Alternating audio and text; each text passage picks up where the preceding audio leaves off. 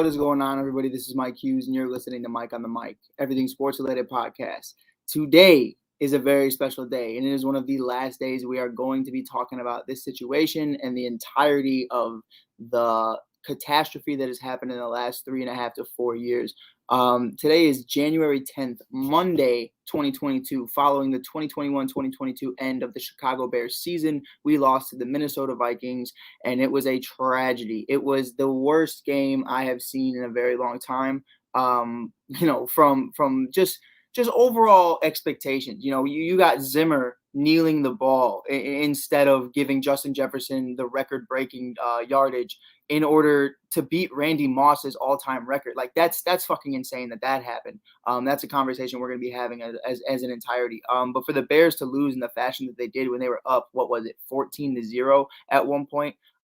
That's fucking ridiculous. And there's so much we can talk about, but that is not the storyline or the header for today. Today we're going to be talking about something I've been waiting for a very long time, and I didn't know if it was going to be just one guy individually or if they were going to go hand in hand. And today is the day. Nagy and Pace have been fired. Ryan Pace, general manager of the Chicago Bears, who brought in Matt Nagy, head coach of the Chicago Bears since 2018, have both been fired. They have been let go. It is over. The reign of them is done. And I'm so happy about it. And it means everything to me to know that Bears Nation heard us. They heard us. The McCaskies had no other choice. The biggest thing that I've been talking about for years now is just how Matt Nagy, from time and time again, has used Mitchell Trubisky, Cody Parkey, Jordan Howard, and not, at some points the defense, Chuck Pagano and the defense, as a scapegoats to why he's bad and why he plays the way he plays. Now blaming the offensive line and all these other things. And in all actuality, the reason for his shortcomings can all be described through one thing, and it's his ego and his understanding of what it takes to win a game. His overall fundamental aspect of what goes into that game and the game plan that goes within that. Now, we've talked about it time and time again. We're not going to brush into it. We're not going to have conversations, just repeating, just beating a dead horse, basically. We're not going to be repeating ourselves. But when you blame Cody Parkey for the double doink, which I am not giving Cody Parkey any credit. I am not giving him a reason to still not be upset about that. You should be. You know what I mean? Like, you should have made that kick. There's no way, shape, or form where you're supposed to double doink in that situation. Now, here's the thing about it, though. Cody Parkey scored more points than Matt Nagy's offense did in that game. And Matt Nagy won Coach of the Year that year, went 12-4.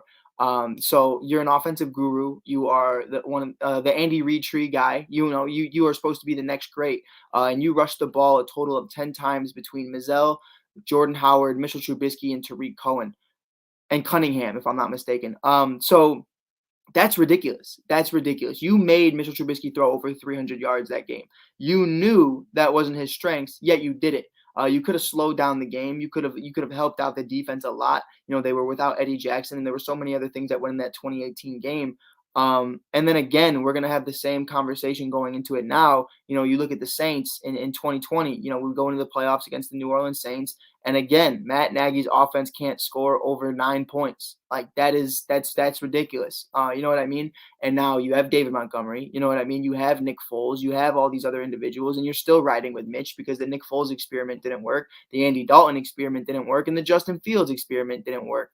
And granted, he's a rookie, but it's still the same common conception that no matter who you place in this system, whether it's a mobile quarterback, whether it's a field general, whether it's a pocket passer, whether it's a little bit of both, you are not going to get anything done with this offense. You have Allen Robinson, who just had 1,000 yards the season prior, running slants the majority of the season. You have Jimmy Graham, a red zone and an end zone target, and he's not being targeted. You have Jesse James in the end zone on third down in the red zone. Like that's the reality of it. And he had over 10 touchdowns last year with Nick Foles and Mitchell Trubisky, and now you're not giving Justin Fields, Jimmy Graham at all until week 15, week 16, around Thanksgiving. Like that is fucking ridiculous. You have Daz Newsome. Daz Newsome you drafted, didn't use him. You have Riley Ridley. I almost said Calvin. Might have Calvin soon though. Riley Ridley doesn't get any opportunities. You know what I mean? Khalil Herbert rushes for over 100 yards 5 weeks straight when David Montgomery goes down in 2021. And then when David Montgomery comes back, you just completely ignore all the production that Khalil Herbert just gave you. and you're not doing anything from the passing game. So you have to look at it from that perspective. And you have to understand there are so many things that went into Matt Nagy being fired than solely just this year. I hate this narrative of everyone saying the reason Matt Nagy got fired is because of this year and everything he was doing and the stunts he was pulling on fourth down and this, and this. And whether that is true, this has been a long time in coming. And when you really look at it from the outside looking in, like you've used so many scapegoats and now you just ran out of people to blame.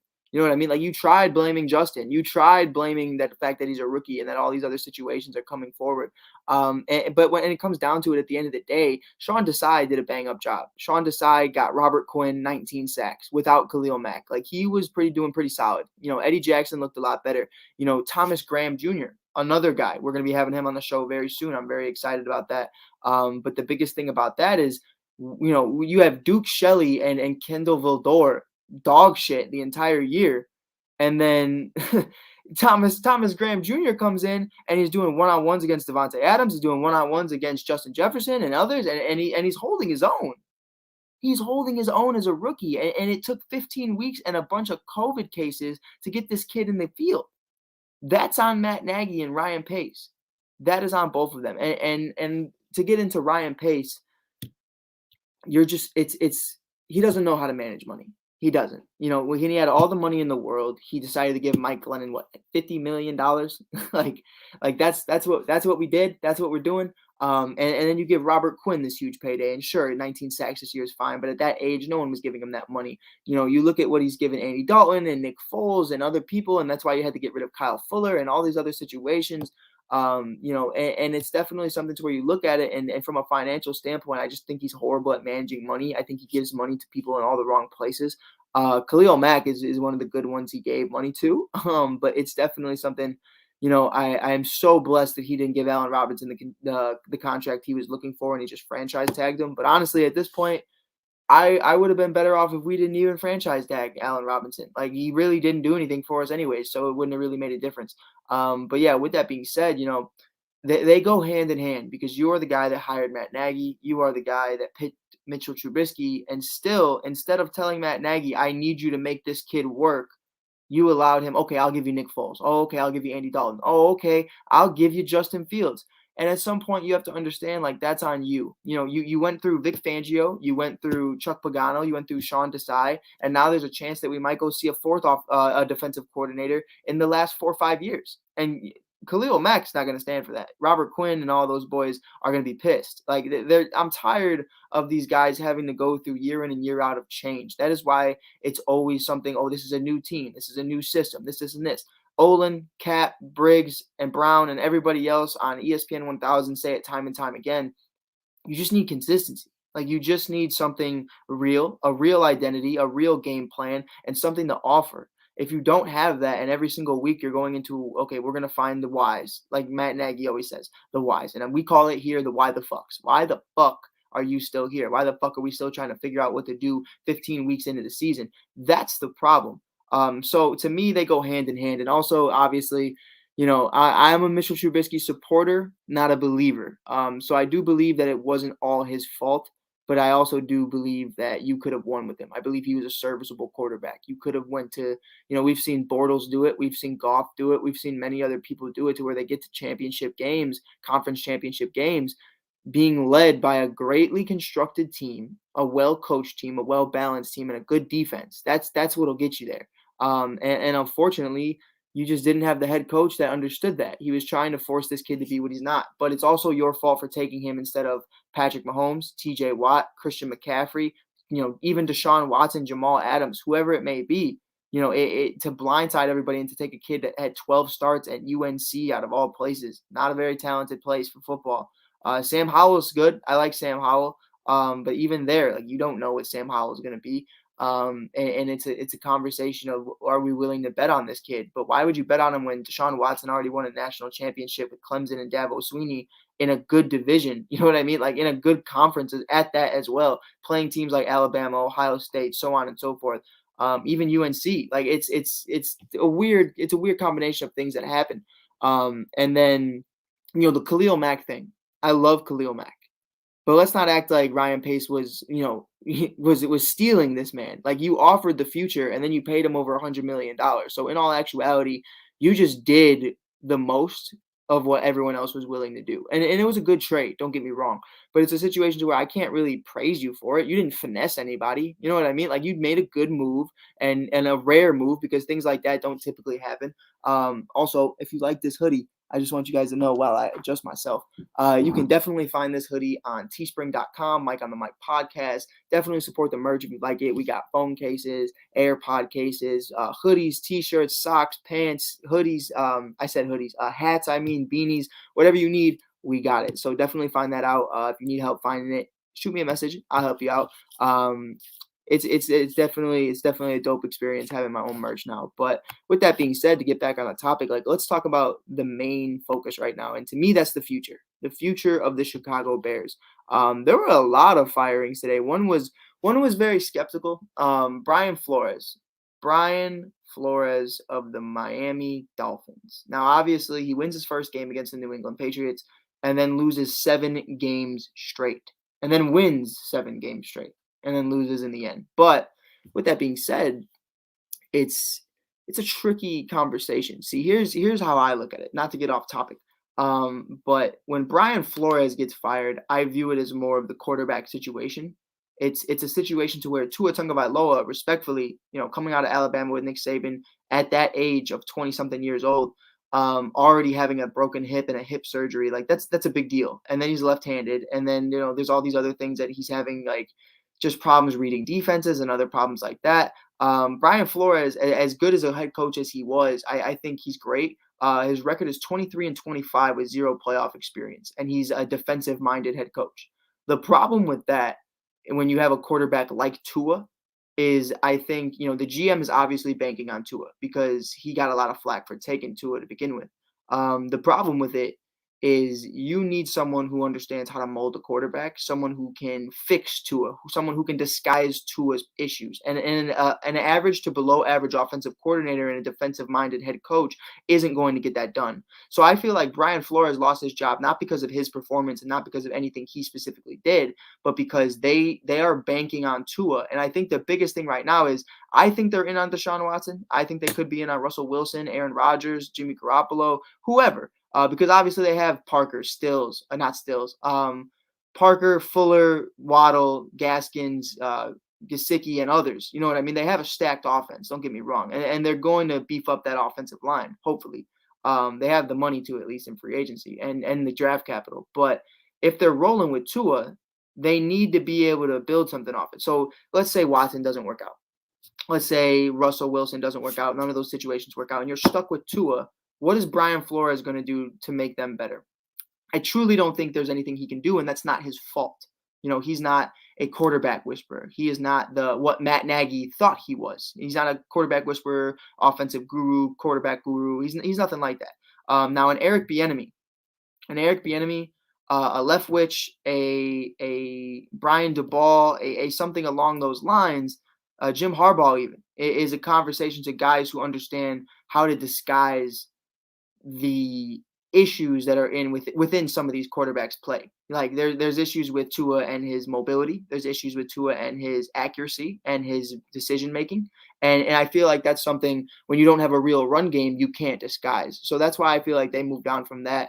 It's also a situation to where if the GM moves on from Tua, he looks like a fucking idiot unless you get like a Deshaun Watson, and we don't know if Deshaun Watson's allegations are what's gonna come of that. We're not gonna get into that until we know the facts, but there's no idea. There's no idea right now what's gonna happen. So that's why I think guys like Brian Flores get fired. Now, Vic Fangio, same situation. Drew Lock, nothing's gonna change. There's nothing Vic Fangio can do to make Drew Lock or Teddy Bridgewater better. And Zimmer got fired as well. That guy's just ass. Like that's just how it is. That team was too talented. Kirk Cousins was too good this year for you to miss the playoffs. It's been 4 years and 5 years since you made the playoffs, if I'm not mistaken. And you cannot have that happen. So with that being said, Bears future head coaches, and we're going to get into that just a little bit. The future. What are we looking at now? here's me personally from the outside looking in, not trying to be a biased fan. We've already heard from George McCaskey today in a press conference that Ted Phillips will remain working for the Chicago Bears, and I think that is another step in the wrong direction. I feel like Ted Phillips is a part of the issue. There's a lot of different ways this can go, and there are a lot of different individuals that I think are deserving of the job of a general manager. But before we bring in a head coach, we need a general manager, and I think that's an obvious statement. I think that's something you really look at it, and you have to ask yourself this. Um, what are we trying to do? What is the biggest thing right now? And I think with that, I'm pulling it up right now. That's why I'm looking down. So pardon me for that. But it's something where you have to look at it and you have to understand, you know, why are we doing what we're doing? Now, here's the thing. Morocco Brown is a general manager conversation that they're having. The Chicago Bears are expected to talk with him this season for a GM search, this offseason, I should say. Now, if you don't know him, right now he's the Colts director of college scouting. Now, that's his official title. Now, from 2001 to 2007, he was Chicago's assistant director of pro personnel. So I definitely do think that with there's a sense of identity and a sense of success because he did have success with that, and they have drafted accordingly with the Indianapolis Colts, whether it be Quentin Nelson, whether it be Jonathan Taylor, so on and so forth, Pascal, the list goes on and on. They've drafted very well. So I look at it like that. And I would definitely give Morocco Brown an opportunity, especially because we did go to the Super Bowl in 2006. He was here till 2007. So I definitely do think there's a familiarity there, and that is the one person I would want to bring back. So right now we'll leave it at that. There's obviously Tony Dungy and a bunch of other candidates. Some people are saying Peyton Manning. There's a lot of conversations to be had. But I think one of them is Morocco Brown. I think that would be a good place to start because he does understand what it's like to be a part of that winning culture and be a part of something that's good. He's been a part of a scouting department. Now he's been a part of the personnel. He understands what it's like. He's getting a little bit of everything. He's tasted a little bit of everything. So I think Morocco Brown is definitely one of those situations where I think we should look moving forward. Not to say that that's set in stone. This is just my first take opinions on who I think I would interview first. I definitely see where he's at in his space right now. Pick his brain a little bit, see what direction he would go with the team. And next up is the team itself. I've said this time and time again. We don't have the most cap space this year. We don't. Going into it, I have a list written down. I got my little Sharpie. I'm going to write down the names of guys that should be retained on the Chicago Bears. Now, guys that you're keeping, not looking to trade or cut ties with are, number one, obviously, Justin Fields, David Montgomery. We're going to go from offense to defense, by the way. Justin Fields, David Montgomery, Cole Kmet, Darnell Mooney, Daz Newsome, Tevin Jenkins, Larry Borum, James Daniels, Cody Whitehair, Khalil Herbert, and then maybe on a cheap deal, Marquise Goodwin. That's it. Everybody else can go. Allen Robinson, gone. Jimmy Graham, gone. Dalton, Foles, gone. Even though I love Andy, he's a great guy. Nick's a great guy as well. But just $10 million each, goodbye. Like it doesn't need that. We don't need that. We don't need that right now. Especially in this financial point of it right now. Now here's where things get tricky. On the defensive side of things, as much as I love Akeem Hicks, let him walk. Too injury prone. It's just unfortunate to see him go down that way. He is the heart and soul of the Chicago Bears defense. And it's very unfortunate. He is a true Chicago Bear. But you have to cut ties where ties are cut. And it's just going to continue to get worse, I think, for his health. And you hate to see it. It's very similar to a Kyle Long type situation. Like you are good, you're just never on the field. So Akeem Hicks, I love and appreciate everything you did for Chicago. You're one of my favorites of definitely my decade. But my biggest thing right now is what are we going to do? What are we going to do on defense? Now, here's my thing. Robert Quinn just had 19 sacks, 19 and a half sacks, something like that. Trade him. He gets paid a lot of money. You're getting a new GM who's already tight on money. You know what I mean? You have a bunch of rookies. You cut ties with Akeem Hicks. You cut ties with Gibson. That'd be Tashawn Gibson. You know what? Danny Trevathan, cut ties with Danny Trevathan. Trade Khalil Mack. Trade Robert Quinn, and the only people you keep on this defense are Roquan Smith, Jalen Johnson, Thomas Graham Jr., because he's a rookie, and Travis Gibson, and Tunga. I love Tunga. And then Bilal Nichols. I'll say Bilal Nichols as well. Other than that, everybody else can go. Eddie Jackson, the whole 9 yards. Kendall Vildor, Duke Shelley, everybody can go. I could give a shit about any of them. So yeah, that's really where I'm at right now. I think that brings up a lot of money. I think obviously you already have your Hogs as your rookies and your tackles and Larry Borum and Tevin Jenkins. You already have James Daniels, only 23 years old. You have Cody Whitehair as your Pro Bowl All-Pro center. So that's solid. You really just need a right guard or a left guard, whoever you want to put where. A little bit of depth. Maybe you bring in Jason Peters on a cheap deal. He's not starting. He's not starting. Jermaine Ifedi, goodbye. But Jason Peters can stay just for a veteran leadership type role, but definitely not starting or getting paid starting money.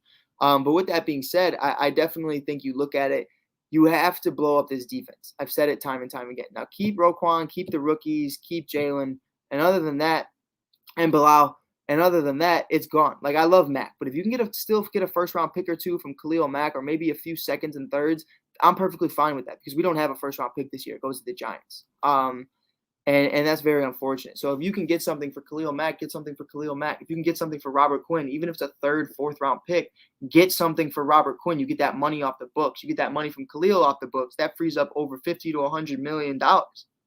Like, and by that I mean not just those two, but Akeem, Eddie, all these other individuals on the defense. It helps. And if you're getting rid of Sean Desai anyways, which is a possibility because Vic Fangio is now a free agent, and bringing him back as defensive coordinator is definitely something I would be interested in.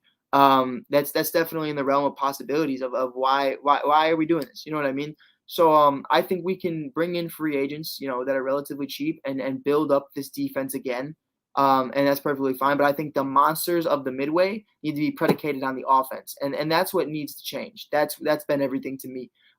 That's been the problem for years is it's always defensive minded and running the ball. But that's why we don't win a Super Bowl. The majority of the time, the team that wins the Super Bowl, look at the 49ers when they went to the Super Bowl. They lost to who? Patrick Mahomes because he airs it out. They barely even ran the ball. They didn't even have CEH. They didn't even have Kareem Hunt. They just ran the ball. They had a great defense on the 49ers. They had a great offensive coordinator in Kyle Shanahan, but unfortunately, Jimmy Garoppolo couldn't hold it down. And that's just the reality of it. And their run game couldn't help them as that long. You know what I mean? So it's definitely something to me where you have David Montgomery, you have Khalil Herbert, and I love Tariq Cohen, but we got to cut ties with Tariq Cohen as well. You haven't played in almost basically 2 seasons, really. Like, because you only played a couple games in 2020, and then, you tore your ACL. You didn't play at all in 2021. You're getting paid $5 million a year, a 3-year, $15 million deal. We can get a running back in the 7th round that's not 5'6", that is 6 foot tall and plays. Like that's no shot at Tariq Cohen, but it's just the reality of things. Is why am I paying you $5 million a year to do nothing? And then if you did lose that explosiveness, if you did lose that mobility, you're just undersized and not helping at this position, especially with the emergence of Khalil Herbert, Artavius Pierce, and David Montgomery. Like there's no room for him here. So it's time to move on. It's time to move on from everything. But with that being said, we're still going to continue to talk about the future. Head coaching candidates right now that I would interview. Number 1, Jim Harbaugh is definitely one of those guys I would interview. Former Chicago Bear, a 44-19-1 record, if I'm not mistaken, as the San Francisco 49ers head coach. He beat Green Bay 4 out of the 4 times he played them. He was a former Chicago Bear. His mentor was Mike Ditka. His head coach was Mike Ditka. He was the Chicago Bears backup quarterback from 1987 to 1992. Or 93. I believe it was 93 because Ditka got fired in 92. But it's definitely a situation you need to look at it and you need to understand. From my point of view, is this guy knows how to deal with mobile quarterbacks because that's what he did with Colin Kaepernick, and he brought them to a Super Bowl, if I'm not mistaken. But it's definitely a tricky situation to the point that I think this would be the best team he's ever had in the NFL from an offensive perspective and a core of talent. I think it would be the best. So yeah, I think, obviously Jim Harbaugh, I almost said McMahon. Wouldn't that be dope? But Brian DeBall, offensive coordinator of the Buffalo Bills, I think the only thing he's really missing, I think he's done well with Josh Allen, constructing Josh Allen with Josh McDermott, head coach. The only thing I think is they don't have a run game, and that's why I think his offense looks one-dimensional. Moss is still a rookie, still always banged up. Singletary, like Tariq Cohen, he's undersized, and he just isn't that guy anymore. So I definitely do look at it from that perspective, and I think overall, this team can be great. We just need to bring in the right guy. Eric Bieniemy, I would love, but I don't want to touch anything from the Andy Reid tree ever again. Even though I think Eric Bieniemy is the real deal. The thing with Eric is Matt Nagy was like, "Oh yeah, I worked under Andy Reid," but like he didn't do anything with Andy Reid. Now Eric Bieniemy, he won a Super Bowl before. He's been to 2 Super Bowls. He had an MVP season with Patrick Mahomes where he threw over 50 touchdowns. Like you did things with Tyreek Hill and Travis Kelce and Kareem Hunt and CEH and Sammy Watkins and Patrick Mahomes and so on and so forth. You've done great things. So he actually has a legitimate resume. I just don't know if the Bears would be willing to do that. The same way I don't think they'll ever take a quarterback out of UNC ever again. But yeah, with that being said, I also think Leftwich is an interesting conversation. Brian Flores is now a very, very interesting conversation for the Chicago Bears. But it's that same conversation of defensive minded. Why are we doing that? Especially if this defense is regressing and if it's not what it was of old. At that point, you might as well just bring back Vic Fangio because at least he's been around the guys before. But yeah, with that being said, there's a lot of different things that can happen this offseason. And the one thing I'm mainly happy about is to know that Darnell Mooney, congratulations on your 1,000 yards season. That's my guy. So happy for him. And I think free agency wise, we're not going to get too deep in the free agency because that's a video for another day. But depending on how much financial money we have, I would love to give money to a Chris Godwin, to a Christian Kirk from the Arizona Cardinals. I believe his name's Christian. But and get those 2 wide receivers in there with Darnell Mooney. Obviously, Chris Godwin's going to miss probably half the season or more. But if you get him on a 4 or 5 year deal, 3 to 5 year deal, I should say, that's in the realm of realism. I think that definitely does set us up for the future. You have Chris Godwin, Darnell Mooney, Kirk, Cole Kmet, you know what I mean? David Montgomery, Khalil Herbert, like the list goes on. Daz Newsome, we'll see what happens with him. And Justin Fields. And you bring in an offensive lineman. Obviously, you're going to bring in a guard because you already have your center, you already have your tackles, you already have James Daniels as your left or right guard. So I definitely do think at the end of the day, we're pretty set. I just think we need one more established guard who's a veteran, who's proven, who's still productive, not just a veteran like Jason Peters, who's producing. We need someone like that because we don't have the draft capital for it. And that's another reason why you trade Khalil Mack is to get the draft capital for it. But yeah, it's definitely something I think looking forward to it. I'm really looking forward to this team, what this team means, what this team has to offer in the future. Ryan Pace, thank you for everything. I'm not going to be totally disrespectful. Thank you for putting the Bears back on the map for the first time in a little bit. It really was tough. The dark ages were real. And you did construct a good team. Unfortunately, there were 2 places you missed: head coach and quarterback.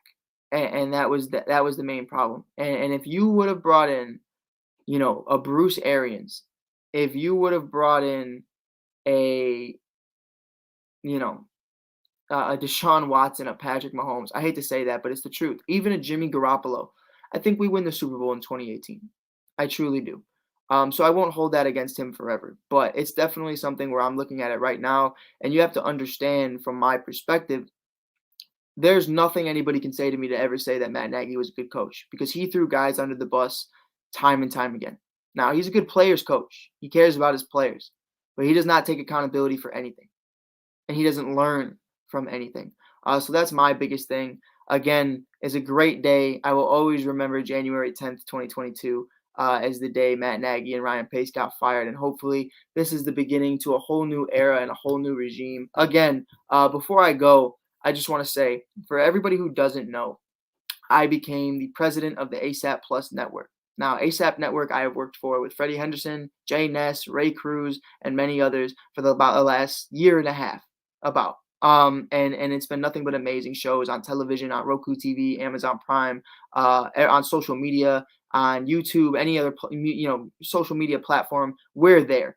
And we launched the ASAP Plus network, which is a spinoff of the ASAP network. And just to get more shows, more variety, more fun, gambling shows, all women shows, so on and so forth. And that is launching today. So I'm having a great day so far, knock on wood. But it's definitely something I'm really excited about. We are going to be having an all women's sports show. It's not just about the women's sports. It's about men's sports, everything, but it's only hosted by women, strong women, amazing women. Alana Trapp from Chicago and now in California is hosting the show. There will be guests like Kelsey Nicole. There will be Carolina Teague, LaDonna, and many other individuals that will be on the show. Dana Evans, who's been on the podcast before, of the Chicago Sky, WNBA champion, and many others will hopefully be joining the show very soon. So definitely check out the ASAP Plus network on all social media platforms on Roku TV. You can check out the ASAP network as well. You can always find me there. I do shows there 5 to 6 days a week. You can check me on the morning shows. You can check me in the afternoon, probably around 7 Central, 8 Central is usually when I'm on during the week. Weekends, I'm on Saturdays. I know for a fact I'm not on Saturdays, and I don't think I'm on Fridays. But with that being said, definitely check that out. Again, if you want to check out the merch, always check out the merch. It's on teespring.com. I can just type in Mike on the Mic podcast. You'll find it there. I do truly appreciate all the support you guys throughout this season. It's been fun talking about the Bears, even though it's so tiring. Even making this video right now, like, I'm not even that excited about it because I've just been talking about these guys for so damn long. But yeah, real quick, just to give one word to our sponsor, our last football talk of the year. Thank you to Bench Mob Chicago. If you don't know Bench Mob Chicago, they are an amazing, amazing Chicago Bulls fan page. They have an amazing website. They make amazing merch. I'm not wearing it right now, but they have bracelets, hoodies, pants, socks, everything of Bench Mob Chicago. They do everything from Bench Mobber of the Night, which the other night I believe was Kobe White.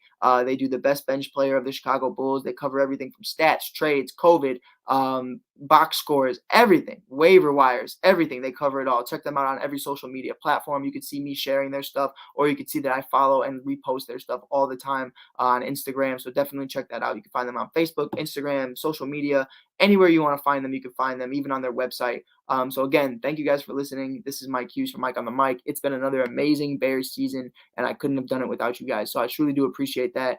Hopefully, by the next year, when we're talking about actual Bears football, we will have a head coach that we are proud of, a front office that we're proud of, and a future that's brighter than all fuck. Because Aaron Rodgers is hopefully out of Green Bay, Zimmer's out of Minnesota, and Detroit is Detroit. So with that being said, thank you guys for listening. This is Mike Hughes from Mike on the Mic. Bear down.